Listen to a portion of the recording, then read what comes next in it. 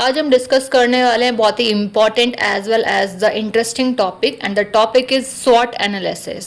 सो स्वॉट analysis is a strategic planning tool. एक strategic planning tool है जो कि यूज़ किया जाता है इवेल्युएट करने के लिए ऑर्गेनाइजेशन की स्ट्रेंथ को, उनकी वीकनेसेस को, अपॉर्चुनिटीज़ को एज वेल एज उनके थ्रेट्स को। So these four words are the full form of SWOT analysis. तो इन्हीं को आज हम स्टडी करने वाले हैं one by one. So the first is S stands for strength. Strength is also known as the internal positive factors. So the first point is strong brand image कि जो हमारा SWOT एनालिसिस है, या फिर बात करें हमारी स्ट्रेंथ की, कि जो अगर स्ट्रेंथ कंपनी की है तो उससे वो होगा क्या कि कंपनी की जो ब्रांड की इमेज है वो स्ट्रॉन्ग क्रिएट कर पाएगी मार्केट में, या फिर ब्रांड की इमेज क्रिएट कर पाएगी मार्केट में, ठीक है, स्ट्रांगली बिल्डअप कर पाएगी ब्रांड को।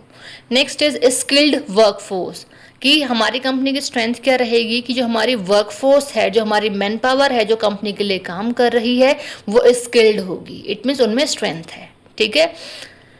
Next is good financial position, कि जो हमारी कंपनी है वो एक अच्छी फाइनेंशियल पोजीशन पे होगी, फाइनेंस की उसे कोई प्रॉब्लम नहीं रहेगी, ठीक है। नेक्स्ट इज एडवांस्ड टेक्नोलॉजी, कि जो भी एडवांस टेक्नोलॉजी मार्केट में आ रही है हम उससे अपडेट रहेंगे और उसको हम अपनी कंपनी में यूज़ करेंगे बेटर प्लानिंग के लिए एंड बेटर वर्किंग के लिए। Next is high quality products या फिर सर्विसेज, कि जो हमारी कंपनी में प्रोडक्ट और सर्विसेज अवेलेबल की जा रही हैं कस्टमर्स को और कंज्यूमर्स को, वो हाई क्वालिटी वाले प्रोडक्ट्स और सर्विसेज होंगे। तो ये क्या है? So these are the strengths of a company, जो कि एक इंटरनल पॉजिटिव फैक्टर्स भी होते हैं किसी भी कंपनी के। Now the next is W. W stands for weaknesses and it is also known as internal negative factors. ठीक है, अब कंपनी के इंटरनल नेगेटिव फैक्टर्स क्या क्या होते हैं? First is lack of resources, कि कंपनी के पास रिसोर्सेज ही अवेलेबल नहीं है कंपनी में खुद से काम करने के लिए या फिर पब्लिक को कोई फैसिलिटीज़ प्रोवाइड करने के लिए। नेक्स्ट इज पुअर मैनेजमेंट, की जो हमारी कंपनी है उसका जो मैनेजमेंट है बहुत ही पुअर है, चीज़ों को मैनेज नहीं कर पा रहा है, टाइम टू टाइम अवेलेबिलिटी नहीं हो पा रही है। Next is limited market presence, कि मार्केट में हमारे प्रेजेंस है बट एक लिमिटेड प्रेजेंस है बिकॉज ऑफ या तो हमारे पास रॉ मटेरियल प्रॉपर अवेलेबल नहीं है, अगर रॉ मटेरियल्स हैं तो हम proper availability of goods market में अवेलेबल नहीं करवा पा रहे हैं, अब रीज़न कुछ भी हो सकता है। नेक्स्ट इज आउटडेटेड टेक्नोलॉजी, कि जो टेक्नोलॉजी हम यूज़ कर रहे हैं वर्किंग के लिए वो टेक्नोलॉजी आउटडेटेड है, हम नई टेक्नोलॉजी से अपडेट ही नहीं हो पा रहे, और अगर हम अपडेट हैं तो मे बी हमारे पास फाइनेंस की इतनी प्रॉब्लम है कि हम नई टेक्नोलॉजी का यूज़ कंपनी में नहीं कर पा रहे हैं, ठीक है। Next is high operational cost, कि जो भी ऑपरेशंस जो भी वर्किंग कंपनी में की जा रही है उसकी जो कॉस्ट है वो हाई है। अब जब कॉस्ट हाई होगी इट मीन्स कि जो प्रोडक्ट हम अवेलेबल करवा रहे हैं कस्टमर्स को उनकी कॉस्ट भी हाई होगी। अब जब कॉस्ट हाई है इट मीन्स प्राइस हाई है, और प्राइस हाई होने के रीज़न से क्या होगा, डिमांड कहीं ना कहीं मार्केट में उसकी इंक्रीज बहुत ज़्यादा नहीं होगी और जो डिमांड है वो डिक्रीज होनी स्टार्ट होने लगेगी। So the next is O stands for opportunities. अब अपॉर्चुनिटीज क्या हैं? एक एक्सटर्नल पॉजिटिव फैक्टर्स हैं, बाहर के ऐसे पॉजिटिव फैक्टर्स जो कंपनी को मिल रहे हैं। First is growing market demand, की मार्केट में हमारी डिमांड जो है वो ग्रो कर रही है तो वो पार्ट ऑफ अपॉर्चुनिटी ही है किसी भी कंपनी के लिए। नेक्स्ट इज न्यू टेक्नोलॉजीज़, के मार्केट में नई से नई टेक्नोलॉजीज़ आ गई हैं और अगर वो टेक्नोलॉजी हम यूज़ करते हैं तो हमारी time and as well as money दोनों ही सेव होती है। Next is expansion into new market, कि हम नए मार्केट में एक्सपेंड कर रहे हैं with the help of new opportunities, कि हमें ऐसी ऐसी अपॉर्चुनिटीज़ मिल रही हैं कि हम नए नए मार्केट में एक्सटेंड कर पा रहे हैं अपने आप को। Next is government supports and policies, की जो गवर्नमेंट अब है रिसेंटली वो हमें सपोर्ट कर रही है और उसकी पॉलिसीज़ ऐसी हैं कि वो भी हमें कहीं ना कहीं सपोर्ट कर पा रही है, फिर पॉलिसीज़ को हम फुलफिल कर पा रहे हैं। Next is changing customer preferences, कि जो कस्टमर्स हैं उनके प्रेफरेंसेस में चेंजेस आ गया। अगर उनके प्रेफरेंसेस में चेंजेस है इट मीन्स क्या है, वो पार्ट ऑफ अपॉर्चुनिटी ही है हमारे लिए।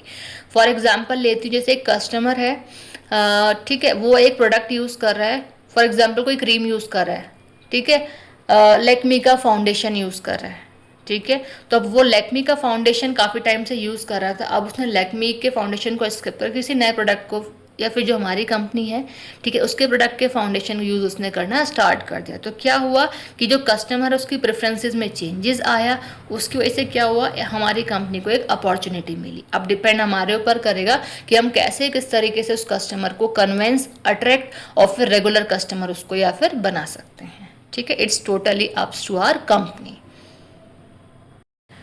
Now, fourth, or the T stands for threats.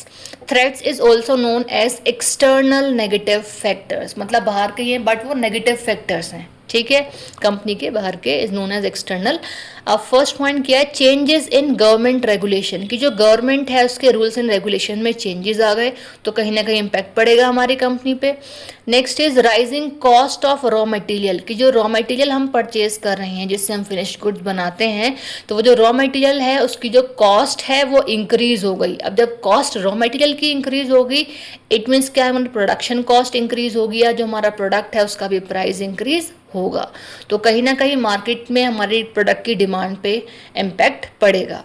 Next is changing consumer trends, की जो कंज्यूमर्स हैं उनके लेकर के फिर उनके ट्रेंड्स में जो है कुछ चेंजेस आ गए। अब ट्रेंड्स में चेंजेस आ गए तो कहीं ना कहीं ये चीज़ हमारे लिए प्रॉब्लम वाली है कि यार कस्टमर ने हमें स्विच कर दिया है क्योंकि मार्केट में कुछ नया ट्रेंड आ गया है किसी और चीज़ का, ठीक है।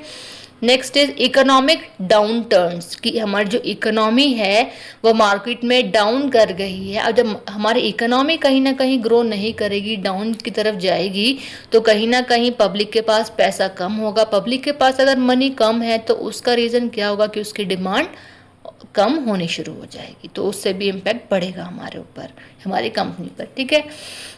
नाउ द बेनिफिट्स ऑफ स्वॉट एनालिसिस, की SWOT, स्ट्रेंथ, वीकनेस, अपॉर्चुनिटीज और थ्रेट्स, जिनके बारे में हमने अभी देखा, हम उन्हीं की बात कर रहे हैं कि अगर हम स्वॉट को एनालिसिस करते हैं तो उसके बेनिफिट्स क्या हैं। So the first point is helps in strategic planning, जो स्वॉट एनालिसिस होता है वो हेल्प करता है स्ट्रैटेजिक प्लानिंग में, कि हम चीज़ों को प्लान कर सकते हैं with the help of analysing strength, weaknesses, opportunities and threats. Next is identifies strength and weaknesses, कि हम SWOT एनालिसिस में करते क्या है कि हम आइडेंटिफाई करते हैं कि स्ट्रेंथ्स क्या हैं हमारी और हमारी वीकनेसेस क्या हैं हमारी। मतलब एक पर्सन की बात नहीं कर रही हूँ, स्ट्रेंथ और वीकनेस बात की जा रही है किसी कंपनी की, जैसे मैंने अभी डिस्कस किया। Next point is recognises opportunities for growth, कि हम रिकॉग्नाइज करते हैं अपॉर्चुनिटीज़ को, ठीक है, कि मार्केट में हमें कहाँ कहाँ किस किस तरीके से हमें अपॉर्चुनिटीज़ मिल रही हैं, जिसके हम क्या करेंगे, with the help of opportunities हम मार्केट में ग्रो कर पाएंगे, इसीलिए हम अपॉर्चुनिटीज़ को रिकॉग्नाइज करते हैं। Next is helps manage risk and threats, कि हम जो स्वॉट एनालिसिस है वो हेल्प करती है हमें मैनेज करने में रिस्क को एज वेल एज थ्रेट्स को। जो थ्रेट्स क्रिएट हो रहे हैं हम विद द हेल्प ऑफ स्वॉट एनालिसिस उन्हें हम मैनेज कर पाते हैं। Next, or the last point of benefit is supports better decision making. So with the help of SWOT analysis, we have to better analyzing or better decision, better making a decision for a company. तो अब क्या है कि कहीं ना कहीं जो SWOT analysis है वो ऑल ओवर बेनिफिशियल है किसी भी कंपनी के लिए, तो एक बेनिफिशियल पार्ट है SWOT एनालिसिस, इसे हर एक कंपनी को SWOT एनालिसिस करना चाहिए भी और एक हर एक कंपनी करती भी है। आई होप आपको क्लियर हो गया होगा ये टॉपिक, ठीक है। अगर आपको लगता है कि और कोई टॉपिक ऐसा है जो आपको क्लियर नहीं हुआ है, then you have to comment it, मैं उसके ऊपर भी एक वीडियो बना करके अपलोड कर दूंगी। अगर आपको वीडियो अच्छी लगी हो तो प्लीज़ लाइक करें और हो सके तो अपने फ्रेंड्स को भी शेयर करें, जिससे वो लोग भी समझ जाएँ व्हाट इज़ SWOT एनालिसिस। और चैनल को सब्सक्राइब नहीं किया हो तो प्लीज़ मेरे चैनल को सब्सक्राइब भी कर दें। Take care and bye bye.